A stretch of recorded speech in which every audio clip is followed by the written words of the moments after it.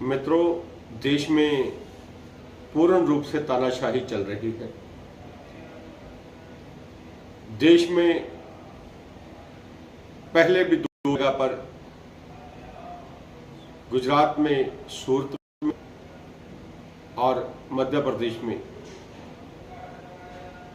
लोगों के जो विपक्षी दल थे, आज़ाद उम्मीदवार थे, निर्दलीय उम्मीदवार थे या छोटी पार्टियों से उम्मीदवार थे, उनके लोगों को डरा धमकाकर, खरीद कर, जैसे जैसे करके वहां से भाजपा ने चुनाव जीता। ये तानाशाह का काम करने का स्टाइल है। अब बनारस में भी खुद की कंस्टिट्यूंसी में तानाशाह इतना डरा हुआ है कि 100 से ज्यादा लोगों ने नामांकन पत्र दाखिल किया था और मात्र 8 लोगों को चुनाव लड़ने की अनुमति मिली। चुनाव अधिकारी ने बाकी सभी लोगों का चुनाव पत्र रद्द कर दिया, जिसमें एक छोटा सा कॉमेडियन जो मिमिक्री करता है नरेंद्र मोदी की, राहुल गांधी की, श्याम रंगीला, उसने नरेंद्र मोदी के विरुद्ध इलेक्शन लड़ने का इरादा किया, नामांकन पत्र दाखिल किया। उसको चुनाव अधिकारी ने रात को 10:59 पर इससे पहले अपने शपथ पत्र और घोषणा पत्र दर्ज कराने को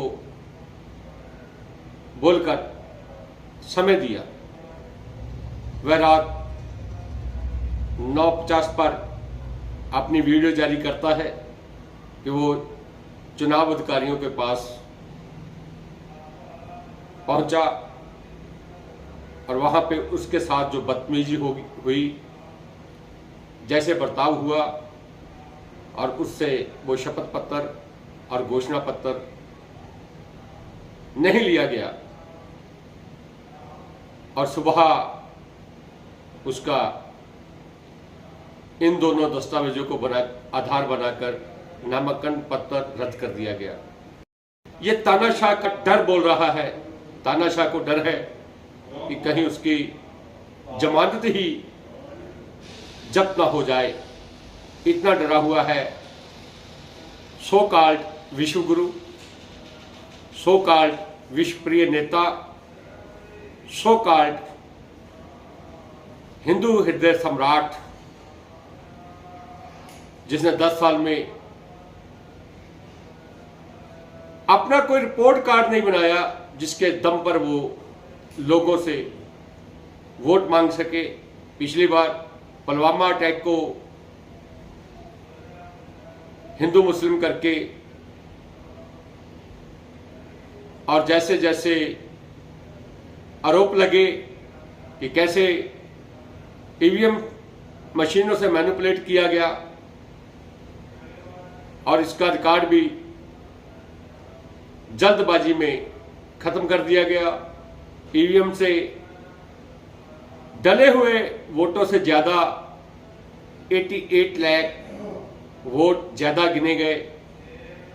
373 सीटों पर ये खेला हुआ। अब चुनाव आयोग ने जो धांधली की है लोगों के साथ, जैसे सूरत में हुआ, जैसे मध्य प्रदेश में हुआ, वैसे ही अब जो 2 निर्दलीय प्रत्याशी मैदान में है, उनमें से एक निर्दलीय प्रत्याशी के घर पे भाजपा का मेयर धमकाने पहुंचा और इस बारे में शंकराचार्य जी ने जो प्रेस में बयान दिया कि कैसे गौरक्षा को मुद्दे पर चुनाव लड़ने वाले निर्दलीय प्रत्याशी को और उसके समर्थक को जिन्होंने प्रस्तावित किया था उनको धमकाया जा रहा है। ये डरा हुआ तानाशाह, जमीर से मरा हुआ तानाशाह अब ये प्रेत की भांति अपने विरुद्ध चुनाव लड़ने वाले लोगों को अपने कुकर्मियों और भ्रष्ट अधिकारियों के माध्यम से धमका रहा है। इस समय अगर भारत के मुख्य न्यायाधीश श्री DY चंद्रचूड़ ये तमाशा खुली आंखों से देखते रहे, हजारों सोशल मीडिया पर वीडियो जो तहलका मचा रहे हैं, कैसे देश में इलेक्शन के दिन लोकतंत्र की हत्या की गई, अल्पसंख्यकों को, दलितों, पिछड़ों और आदिवासियों को वोट डालने से रोका गया।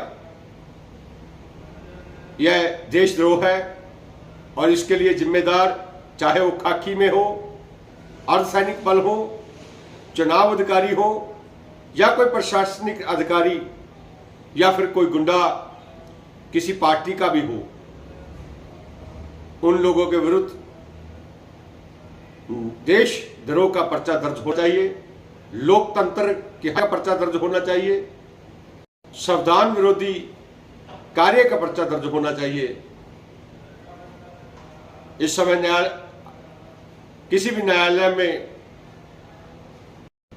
देश के लोगों को भरोसा नहीं है। जैसे EVM के विरुद्ध याचिकाएं खारिज की गई, पहले उनको लमकाया गया और देश की आधे से ज्यादा जनता बैलेट पेपर से चुनाव मांगती है, जो संवैधानिक अधिकार है। लेकिन देश का चुनाव आयोग और देश के वो दो न्यायाधीश की बेंच उन याचिकाओं को खारिज करती है। या तो ये किसी डर में किए गए हैं फैसले हैं या किसी लालच में, और या ये देश विरोधी मानसिकता का प्रतीक है कि लोगों की मूल भावना से खिलवाड़ किया गया है। और उसका नतीजा ये तांडव जो हो रहा है डबल इंजन सरकारों की लोकसभा सीटों पर, यह अपने आप में देशद्रोह है। इसके लिए चाहे वो कोई न्यायाधीश हो, मुख्य चुनाव आयोग या कोई चुनाव आयुक्त हो, चुनाव अधिकारी हो, अर्ध सैनिक बल के लोग हों, सेना के लोग हों, चाहे कोई सिविल प्रशासनिक अधिकारी हो, उन सभी के विरुद्ध लोकतंत्र के रक्षक भारत के मुख्य न्यायाधीश श्री DY चंद्रचूड़ जी की ड्यूटी बनती है कि वो इसका संज्ञान ले और इन चुनावों को तुरंत प्रभाव से तत्कालीन रद्द किया जाए। उत्तर प्रदेश में समाजवादी पार्टी के कार्यकर्ताओं पर और नेताओं पर जो पुलिस अधिकारी हैं वो डराना धमकाने का काम कर रहे हैं। उनको बिना वजह थानों में बुलाकर धमकाया जा रहा है कि वो प्रचार और vote Samajwadi party India alliance के पक्ष में ना करवाएं। ये अपने आप में एक अपराध है। मैं उम्मीद नहीं करता कि ये प्रदेश के DGP या चुनाव अधिकारी इस पर या मुख्य चुनाव आयुक्त इस पर संज्ञान लेगा, क्योंकि वो बिका हुआ है, झुका हुआ है, डरा हुआ है या लालच में आंखें बंद करके बैठा हुआ है। लेकिन लोकतंत्र की हत्या हम बर्दाश्त नहीं करेंगे। मैं मांग करता हूं श्री डी वाई चंद्रचूड़ जी से इसको खुद संज्ञान लेते हुए इस पर कार्रवाई करें, और जो लोग लोकतंत्र की हत्या में शामिल हैं और जिन लोगों के डर में, जिन लोगों के लालच से ये लोग ये कृत्य कर रहे हैं, इन लोगों को तुरंत प्रभाव से तत्काल ही गिरफ्तारी के आदेश दें, लोकतंत्र की रक्षा करें।